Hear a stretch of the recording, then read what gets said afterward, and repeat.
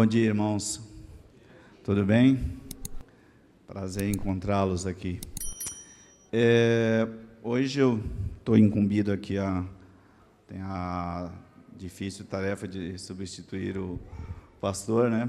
Eu vou me esforçar aqui para tentar trazer aqui para os irmãos uma reflexão sobre a lição 13, que é a última lição, né? Nós hoje estamos encerrando a revista, né? Que é essa revista, as lições de sabedoria. Hoje é a última lição. E a partir da lição 11, começou-se a falar sobre o livro de Cântico, ou de Cantares, ou Cântico dos Cânticos, né? E antes da gente começar a lição 13, eu queria... Primeiro vamos fazer uma oração, né? Que é muito importante. Vamos orar? Senhor, nós queremos te agradecer pela oportunidade de estarmos juntos aqui na tua igreja. Queremos te pedir que nos ajude, nos direcione, nos oriente para falarmos de ti, Senhor, com a nossa mente, nossos corações abertos a ouvirmos a tua voz, ouvirmos a tua palavra. É em nome de Jesus que nós te pedimos. Amém. Então, eu queria, com uma introdução aqui, lembrar que Opa! Decidi...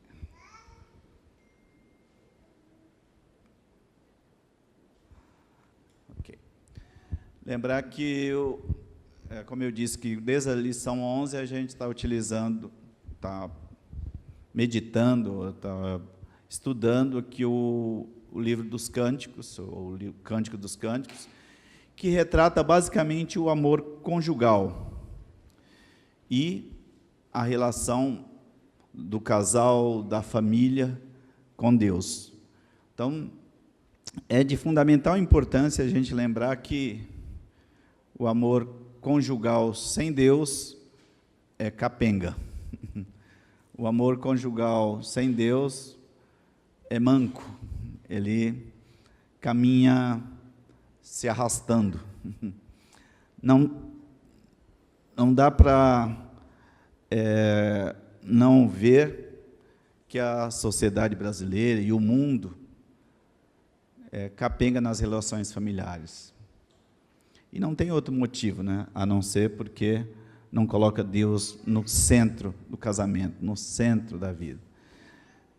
Ainda colocando Deus no centro, a nossa vontade de fazer a nossa vontade é tão grande que a gente estraga, né, muitas vezes. Por isso que não tem outro jeito. Colocar Deus no centro das relações familiares, colocar Deus no centro do casamento, é a única alternativa, não é uma alternativa, é a única alternativa que as famílias têm. O casamento foi pensado por Deus, não é uma invenção humana. E Deus pensou o casamento do homem e da mulher para serem felizes, para um completar o outro, e para equilibrar a relação familiar, a sociedade, para trazer direcionamento para a sociedade, para a família, né?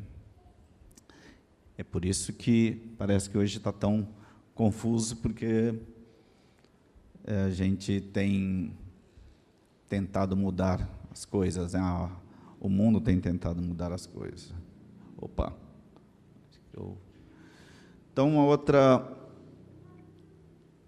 Então, nessa última lição, a gente tem aqui um alerta de que o amor entre o casal não pode começar forçando-se a barra, mas tem que seguir o curso natural. Aqui é muito mais, talvez, para aqueles que ainda estão querendo se casar, aqueles que ainda não são casados, que às vezes querem forçar a barra, querem fazer com que o amor exista sem passar por todos os passos, sem seguir um curso natural. E essa lição nos faz relembrar que o casamento, ele envolve responsabilidade.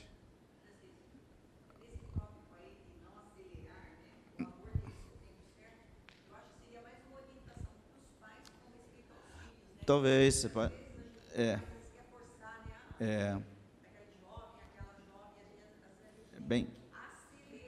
é bem colocado,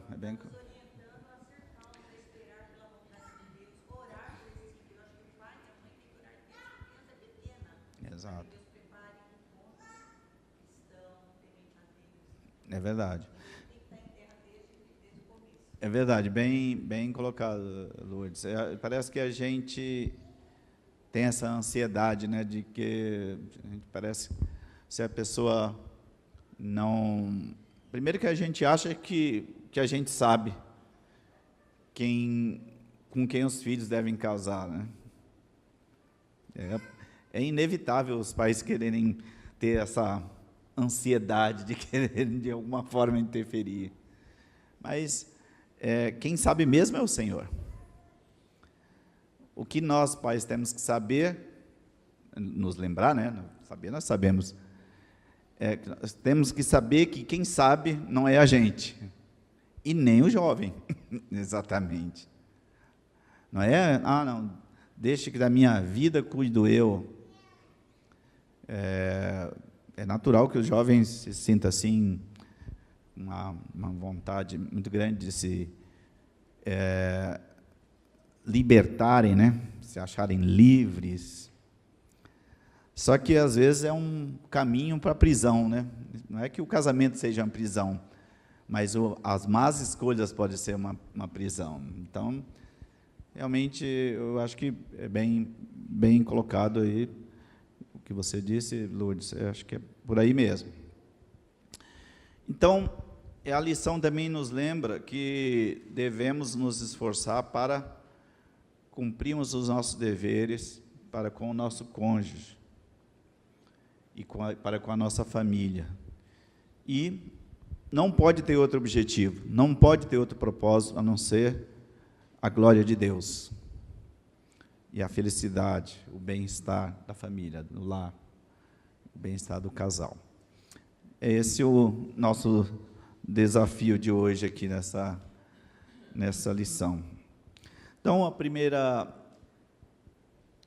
primeiro ponto é que a revista, eu segui os tópicos que a revista colocou e talvez as colocações aqui dentro eu mudei um pouquinho, eventualmente. Então, cuidado com o amor, né? E aí tem assim, o amor tem um tempo certo. Tem um tempo certo para a gente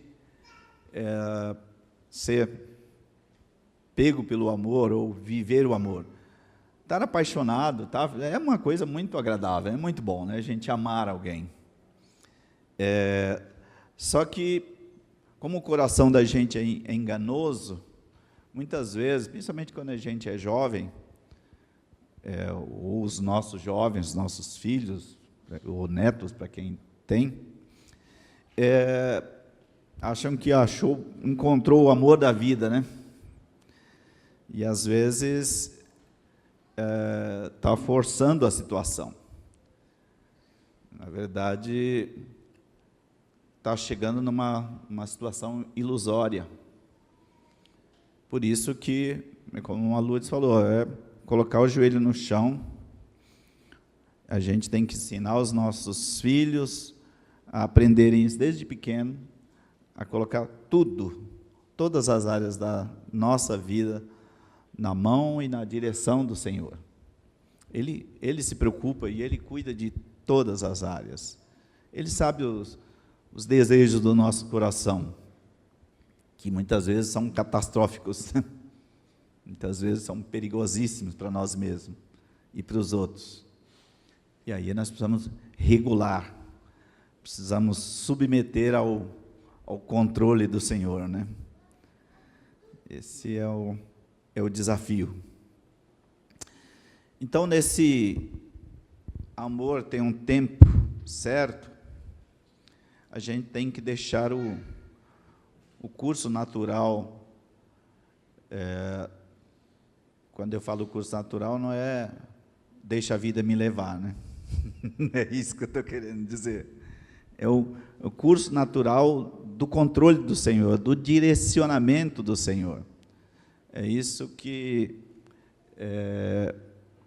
a gente tem que pensar, o povo de Deus tem que pensar em relação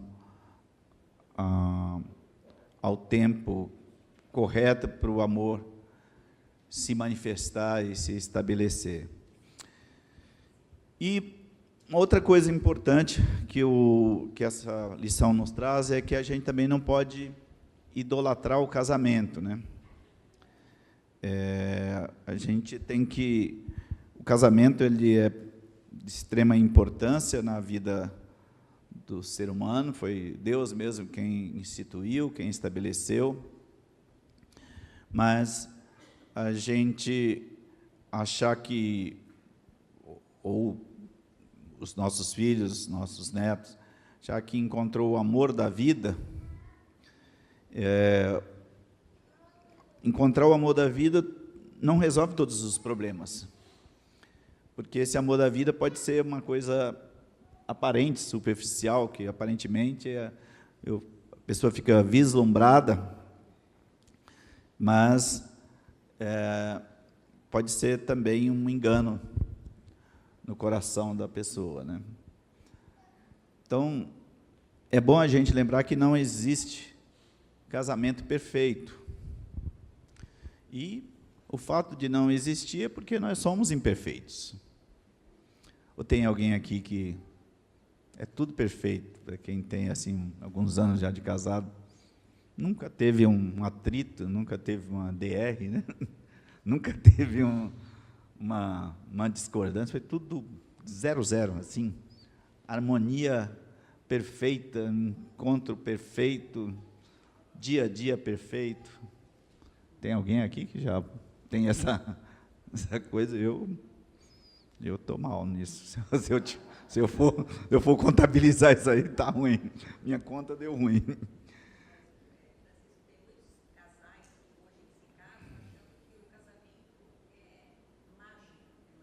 Pois é.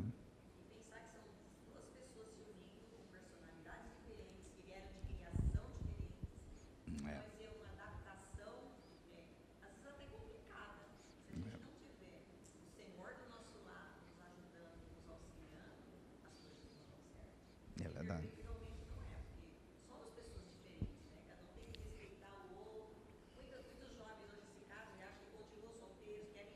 Pois é. Pois é.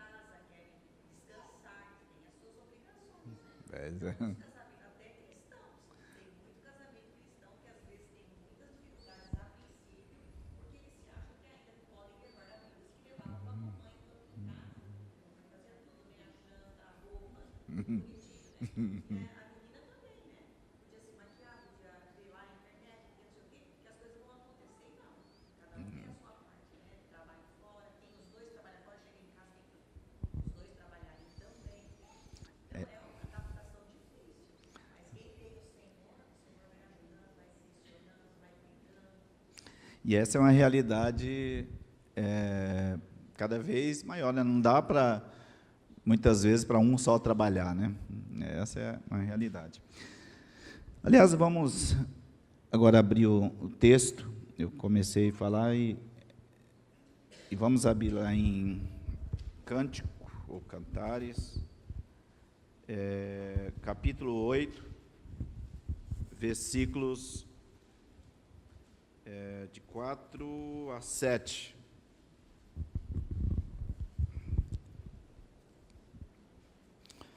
Se alguém quiser ler todo, que eu acho que talvez seja melhor.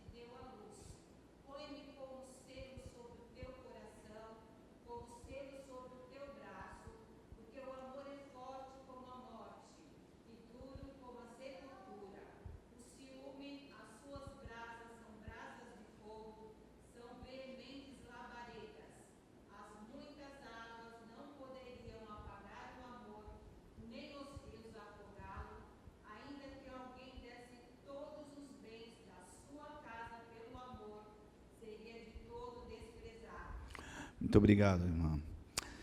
Então, o convite é justamente isso. Tem certas palavras que parecem um pouco confuso, né? Então, aqui no versículo 4, quando ele diz, conjuro-te, conjuro-vos, né? Ele está falando das moças, né? Das moças de Jerusalém. Ele fala assim, calma o seu coração, que é o que nós vimos agora há pouco, assim, para as moças da nossa igreja, para as moças, nossas filhas e obviamente os moços também, para os moços e as moças netas e netos da nossa família, da nossa casa. Calma o seu coração. Peço que você faça aqui um juramento, conjuro-vos, vocês façam um juramento de não ficarem tão ansiosos para quererem encontrar esse amor, porque ele vem, se assim o Senhor quiser. Porque se for para encontrar alguém que aparentemente é o amor da vida, mas num futuro muito próximo é um grande problema, talvez seja melhor ficar com o Senhor, não é sozinho não. Ele fala assim, sabe aquela, é melhor andar sozinho do que mal acompanhado? Não é melhor andar sozinho não, andar com o Senhor, né? Andar com o Senhor, solteiro ou casado é o caminho, é a solução, né? Então, querer andar acompanhado sem a companhia do Senhor, aí a coisa é perigosa, aí a coisa desanda. E aqui no versículo 5, é que ele traz esses aspectos que nós estamos falando agora, né? Que a gente não deve idolatrar o casamento, achando que encontrei aqui o amor da minha vida, e que não existe o casamento perfeito. O que existe é a perfeita, boa e agradável vontade de Deus no casamento. É isso que existe. E aí, quando a gente se submete à boa, perfeita e agradável vontade de Deus, aí a chance da gente ter um dia a dia mais tranquilo no casamento aumenta bastante. De vez em quando ainda dá uns tropeços, sabe por quê? Por causa da gente mesmo, né?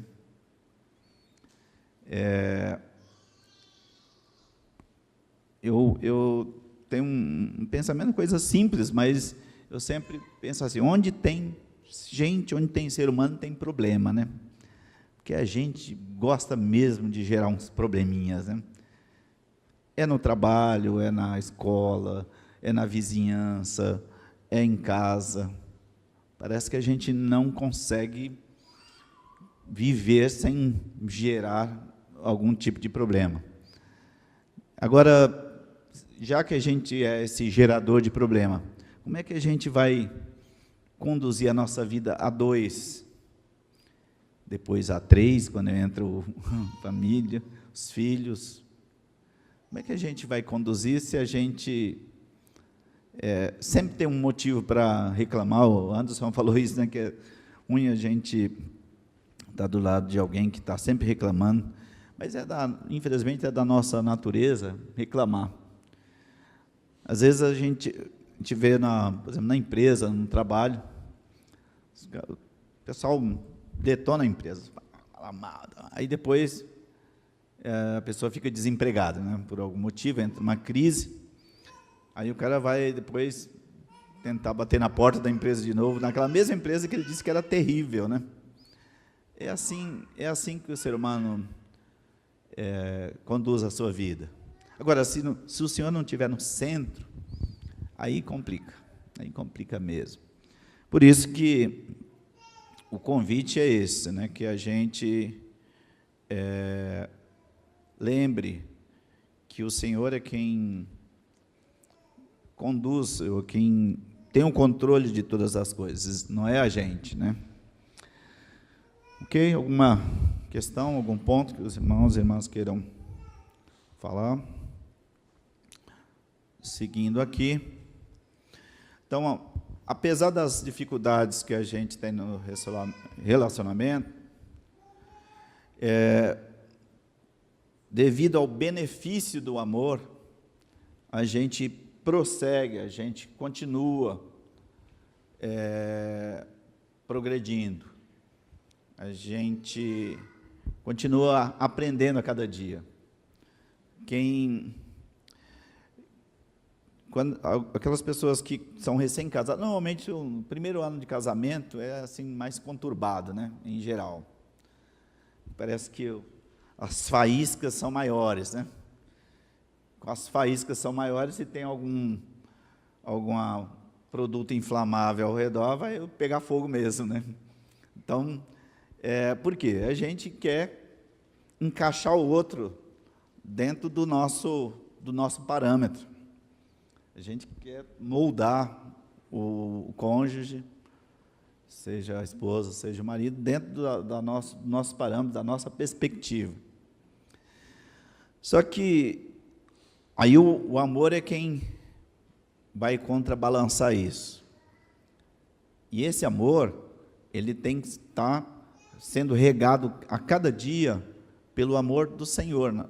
Primeiro na minha vida como indivíduo, depois na vida do casal. Porque aí esse alimento diário do amor vai fazendo com que as faíscas diminuam de tamanho, né?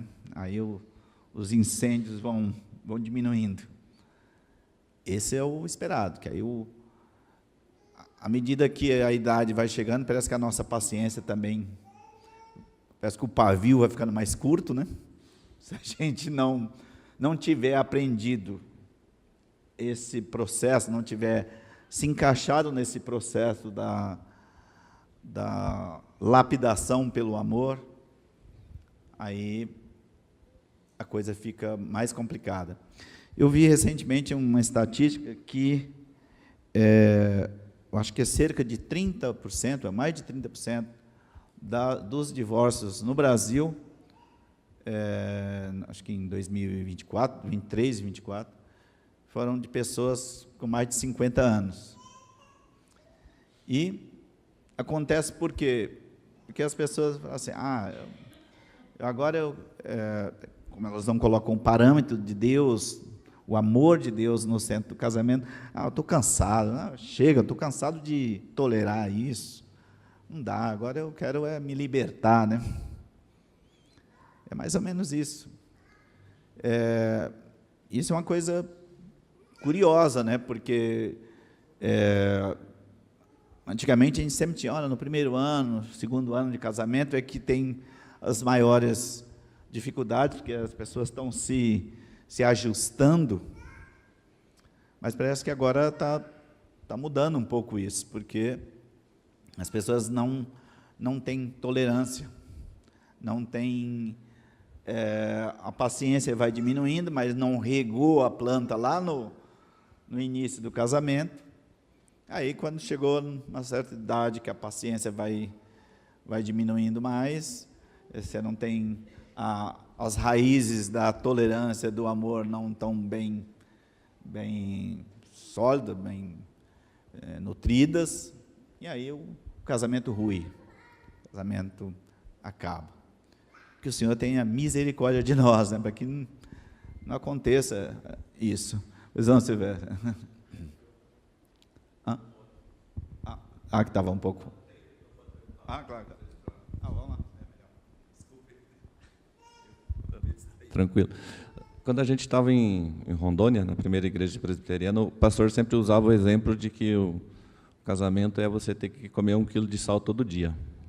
Ele já usava de um outro exemplo, né? Porque nem tudo é doce, né, no casamento. E aqui no versículo 6 e 7, que é atribuído a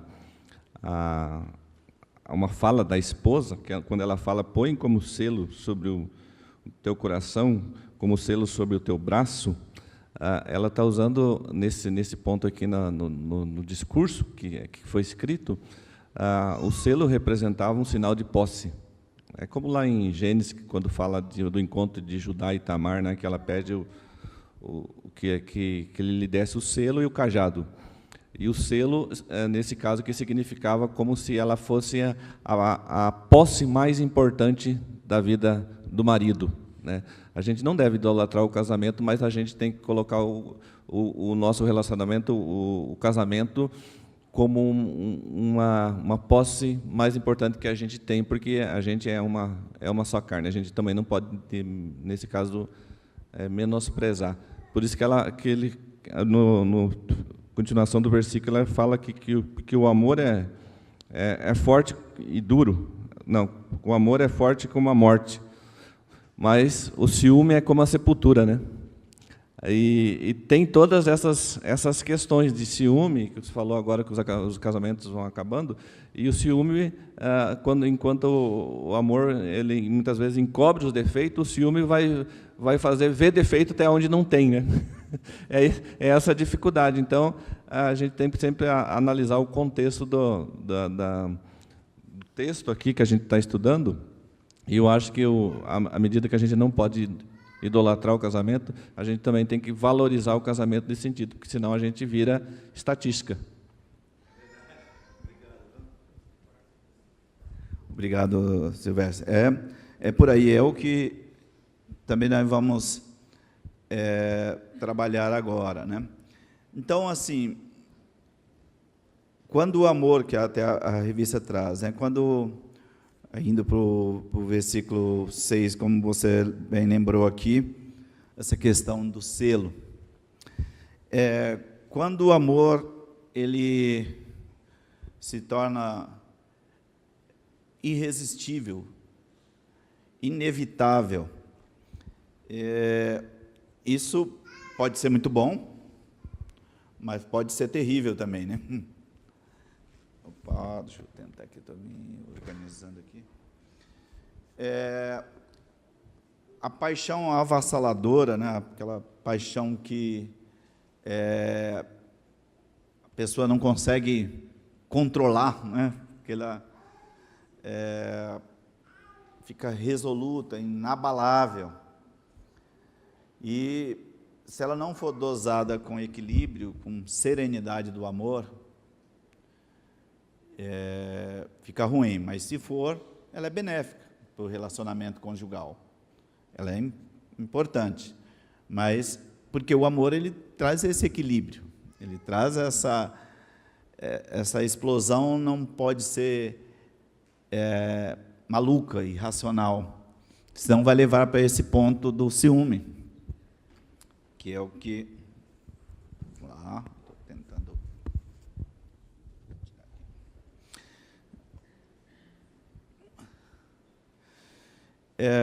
quando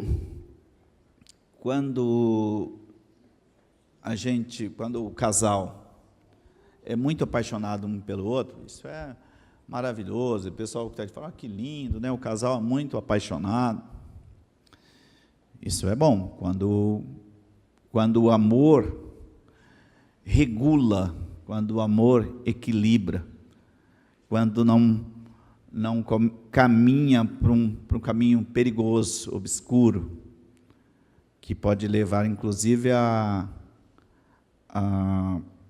crimes passionais, né? Morte. Nós vemos aí na televisão, aí, basta olhar nesses programas de televisão, tipo, que é tem um programa de jornalismo aí que gosta de trazer sempre os casos mais sensacionalistas. Tem alguns, faz um tempinho que eu não assisto, por isso que eu não estou lembrando agora. Mas é muito comum a gente ver casos de casal que aparentemente são apaixonadíssimos, todo mundo vê, olha, que casal, que lindo, é apaixonado, só que dentro escondido atrás dessa paixão avassaladora, tem uma doença. do ciúme. Aí, essa questão da posse, né, começa a ser como se o marido, a mulher, fosse um objeto manipulável para fazer o que a pessoa quer. E aí, as pessoas pensam diferente, agem diferente, aí gera uma frustração. E essa frustração pode levar a crimes passionais, o que é terrível. E por quê? Porque entra o ciúme. O texto realmente nos diz que o ciúme, ele é, vamos virar de novo aqui no versículo 6, primeiro ele põe assim, que põe, no versículo 6, põe-me como selo sobre o teu coração, como selo sobre o teu braço, porque o amor é forte como a morte, e duro como a sepultura. Duro como a sepultura, o ciúme, né? Então, está se referindo ao ciúme. Mas as suas brasas são brasas de fogo, são veementes labaredas. E o ciúme, ele pode, quando ele é doentio, porque assim, vocês já viram aquela frase assim, quem ama, cuida, acho que é assim, né? Quem ama, cuida. É claro que o cônjuge tem que cuidar do outro. Não, eu nem ligo, também não é muito normal isso. Mas ficar num ciúme doentio, que a pessoa não pode nem olhar para o lado, que tem que olhar o celular o tempo todo. Assim, pela graça de Deus, não temos nenhum motivo, nem eu, nem a minha esposa, para escondermos nada do celular. Está lá, o celular, ninguém vai ficar preocupado com a mensagem que está no celular, porque que hoje em dia é um dos pontos mais críticos que tem, porque ou no WhatsApp, quando mandou a mensagem, ou no Instagram, sei lá, e as coisas começam a caminhar por um caminho esquisito. E aí, pode falar. Sim.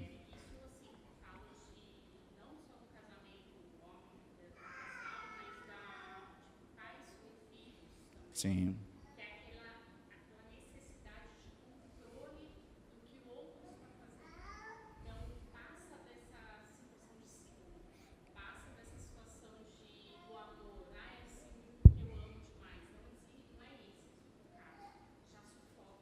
Não.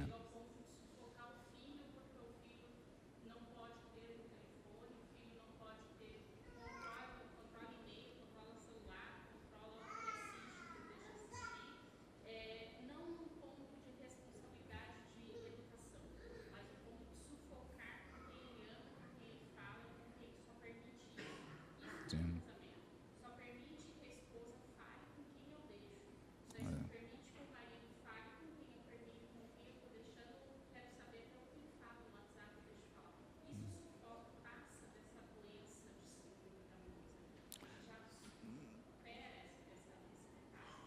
É verdade, viu? Isso, a gente tem que tomar muito cuidado, porque se bobear, daqui a pouco a gente está com esse... É como se a gente tivesse um controle remoto e o marido, ou a esposa, ou o filho também, fosse um objeto para ser manipulado, para ir para lá e para cá. A confiança no relacionamento é mútua, ela é uma via de duas mãos. E ela, a confiança chega ao ponto da gente lembrar que a outra pessoa, principalmente no casamento, os dois são uma só carne, nós somos um só. Então, se eu não confio no outro, eu não confio em mim. Então, a coisa passa por aí, que a gente tem que lembrar. Se eu tenho essa concepção de que o meu cônjuge e eu somos um, dizer que não confia no cônjuge é dizer que eu não confio em mim. Então, a gente precisa ter essa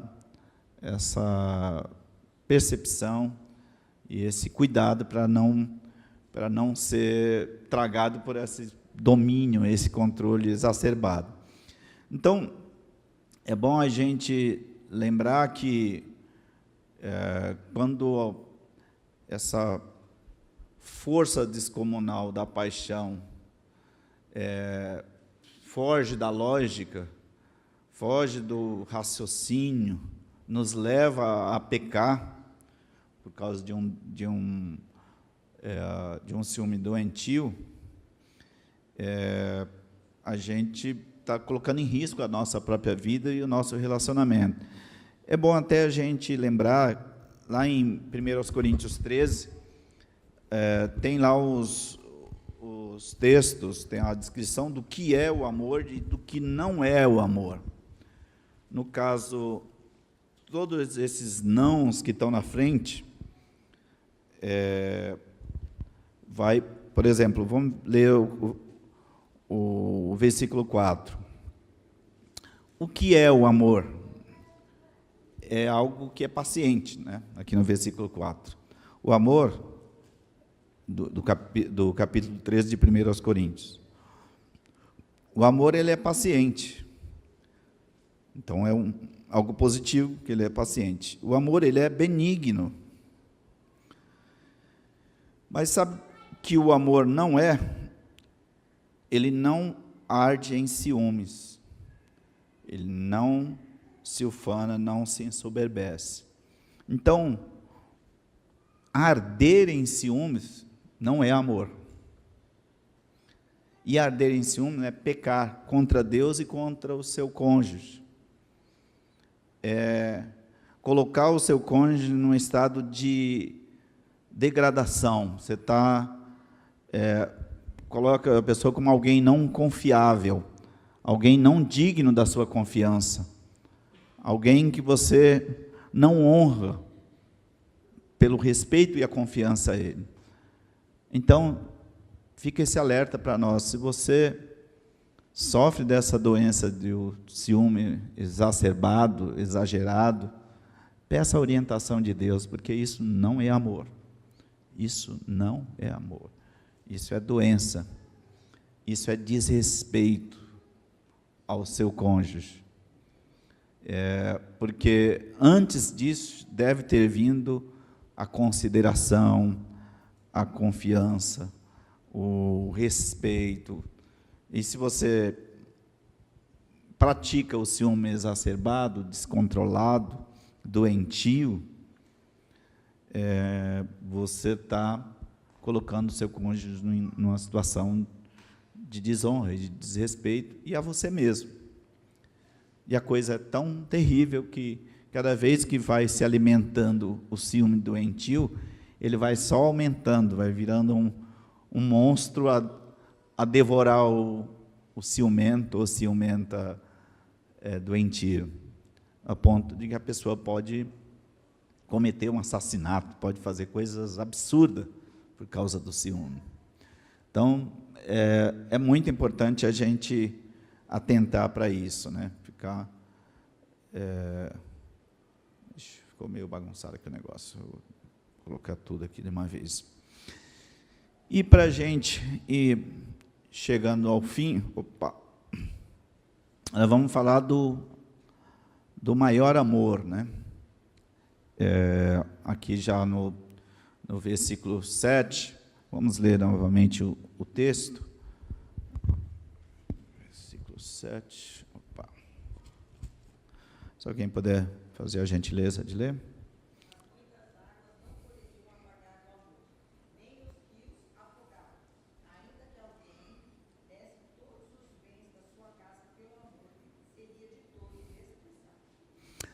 Obrigado.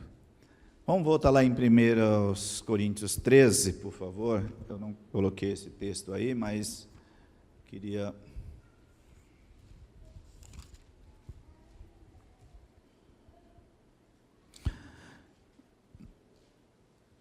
Aos Coríntios 13.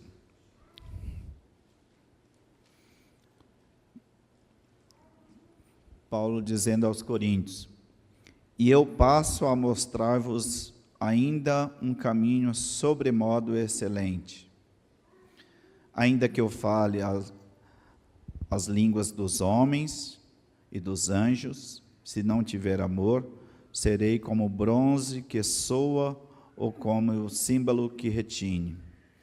Ainda que eu tenha o dom de profetizar e conheça todos os mistérios e toda a ciência, ainda que eu tenha tamanha fé a ponto de transportar montes, se não tiver amor, nada serei. Ainda que eu distribua todos os meus bens entre os pobres, e ainda que eu entregue o meu próprio corpo para ser queimado, se não tiver amor, nada disso me aproveitará. E aí ele passa a descrever o conteúdo do que de fato é amor, e o conteúdo de que alguém pode se enganar achando que é amor e que não é amor.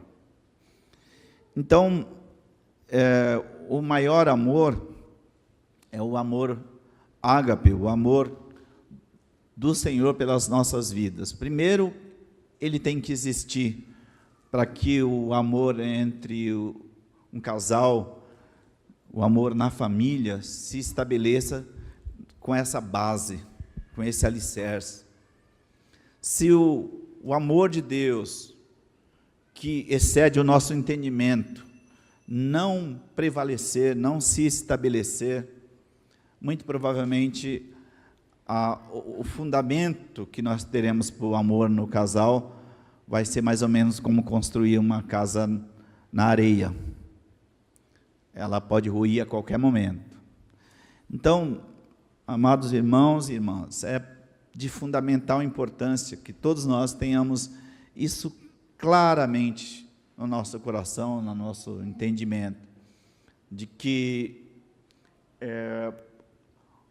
o fundamento, a base para o amor conjugal, o amor no casamento, o amor na família, é o amor que provém do Senhor em primeiro lugar. É por isso que o Senhor tem que estar no meio do casamento. É por isso que o Senhor tem que estar no seio da família. Se o Senhor não estiver, nós vamos tentar conduzir as nossas vidas pelos nossos achômetros, pelos nossos parâmetros, daquilo que nós chamamos de amor, e pode ser que a gente esteja bastante enganado, pode ser que a gente esteja bastante confuso, achando que estamos amando e, na verdade, não estamos. É interessante que Deus traz aqui a questão do matrimônio. Ele faz uma relação dele com o seu povo, dele com a sua igreja, uma comparação com o matrimônio. Ele fala assim, o meu relacionamento com o meu povo, com a minha igreja, é uma relação de matrimônio. Por isso que o matrimônio, ele provém do Senhor. Eu acredito que a maioria já leu um texto de Oséias, que é um texto estranho, esquisito, é assim, chocante. Deus deu ordens para Oséias buscar uma prostituta e casar com ela, e ele sabia que ela era infiel, o que nós chamamos hoje de corno, né? A verdade é essa. A gente fala, puxa, vira até uma piadinha, o cara, mas teve um propósito. O que Deus estava querendo dizer é assim, a minha relação com vocês, eu continuo buscando ser fiel, ser justo, ser misericordioso com vocês, mas vocês estão agindo como prostitutas. É assim que vocês estão agindo comigo. Isso, Deus nos chama a atenção de uma forma tão veemente, tão forte, e que a gente precisa ter isso em consideração para pensar no nosso relacionamento, no nosso casamento. A coisa é tão profunda. E nós vamos ver apenas um pequeno trecho, eu peço, no capítulo 2, do 19 e 20, se alguém puder fazer a gentileza de ler, em Oséias, capítulo 2. E eu recomendo que, se você ainda não leu Oséias, leia. Você vai ficar num primeiro momento assim meio,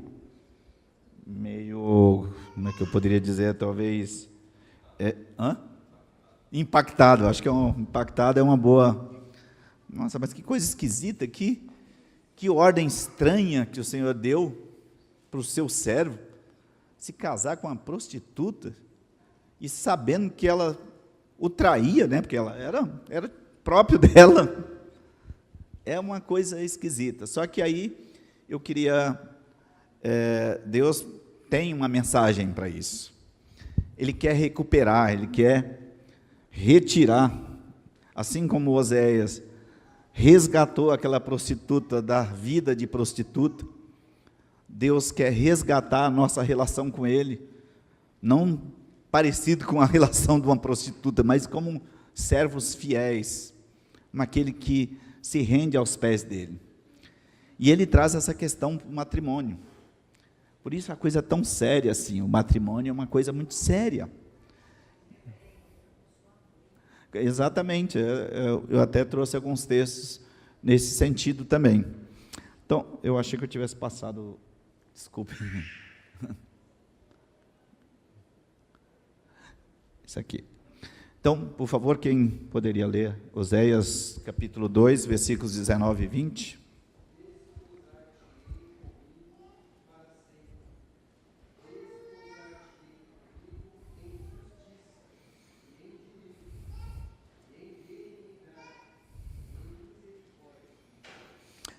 Muito obrigado.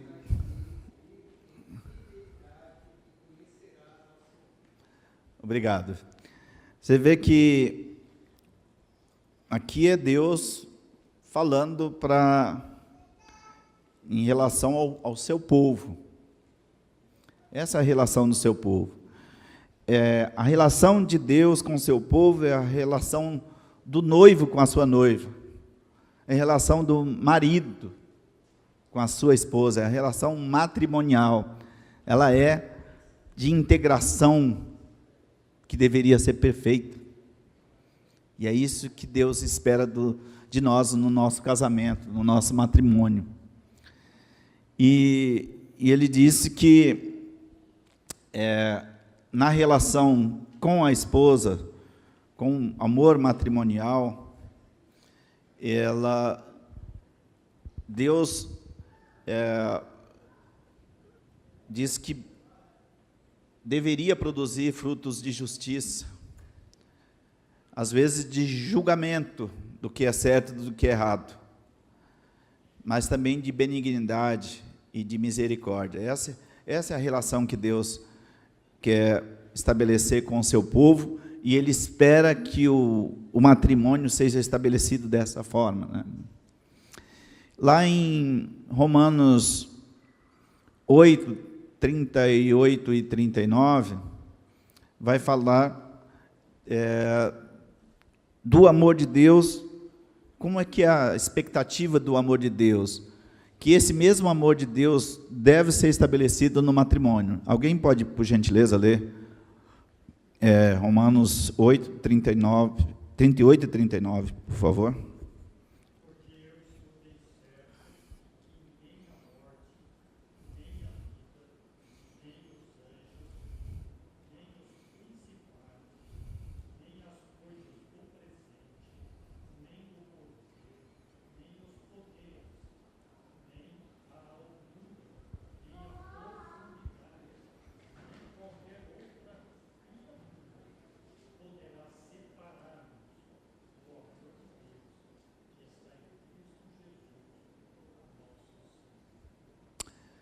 É promessa do Senhor. Se você que está em Cristo é nova criatura, não tem nada que te separe, não tem nada que nos separe do amor de Deus. Da mesma maneira, se você casou, se você contraiu o matrimônio, e o seu matrimônio está calcado, firmado, no amor de Deus, na vontade do Senhor, não vão ser tribulações, não vão ser problemas, não vai ser falta de dinheiro, não vai ser o WhatsApp, não vai ser o Instagram, não vai ser qualquer, perdão, as mídias sociais, não vai ser qualquer outra coisa que vai separar o casal, porque o casal está embasado, firmado no amor do Senhor.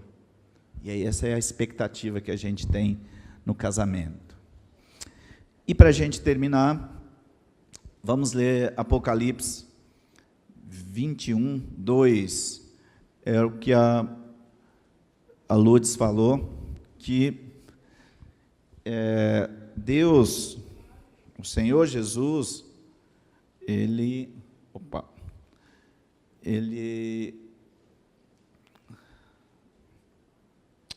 puxa vida, acho que ele se coloca como o noivo em relação à sua igreja. E essa relação do Senhor Jesus com a sua igreja, com o seu povo, é a mesma relação que o casal deve ter, o marido com a esposa. Vamos ler lá, por favor, alguém pode ler Apocalipse.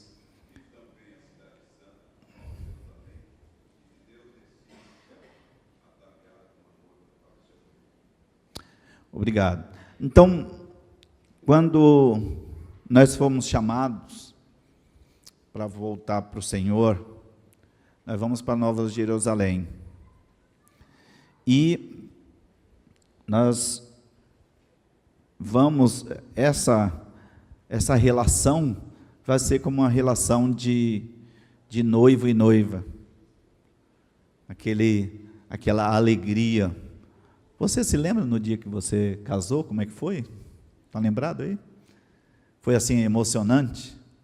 Eu até tenho uma brincadeira que eu falo que o noivo existe ali no casamento só para a noiva não ficar sozinha, né? Porque as atenções estão só na noiva, né? É uma brincadeirinha. Mas é emocionante. Eu lembro claramente, foi muito emocionante, foi muito legal. E isso, assim vai ser quando o Senhor nos chamar. Vai ser uma coisa incrível a gente entrar na Nova Jerusalém. E por que Deus compara essa forma, essa relação, essa nossa ida para a Nova Jerusalém com o casamento? Porque o casamento é isso. Porque o casamento foi o plano dele para as pessoas viverem nessa harmonia, nessa alegria de pertencer um ao outro e de terem o amor de Deus no centro dessa relação. É isso, irmãos. E como conclusão,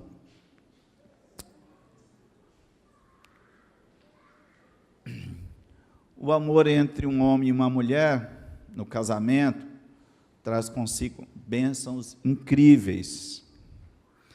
E, ao mesmo tempo, a palavra de Deus adverte que quão intenso e forte esse amor pode ser ou pode se tornar, e se não for entendido dentro dos parâmetros da palavra de Deus, tem grande probabilidade de se tornar pecaminoso. Por isso, a gente tem que tomar muito cuidado para dosar, para regar essa nossa relação, esse nosso cuidado com o nosso cônjuge, para não se tornar um ciúme doentio, que vai levar ao pecado. E, por último,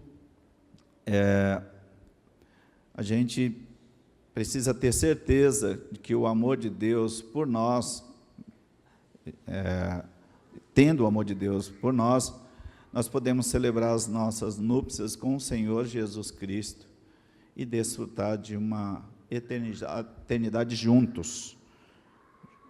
O marido e a mulher têm essa convicção de iremos para a eternidade. É claro que nós teremos um novo corpo, uma nova estrutura, mas estaremos juntos no Senhor, na eternidade. Era isso que eu queria compartilhar com os irmãos e com as irmãs, e eu agradeço muito pela atenção de vocês, Que o Senhor abençoe a sua vida, guarde a sua vida, guarde o seu casamento.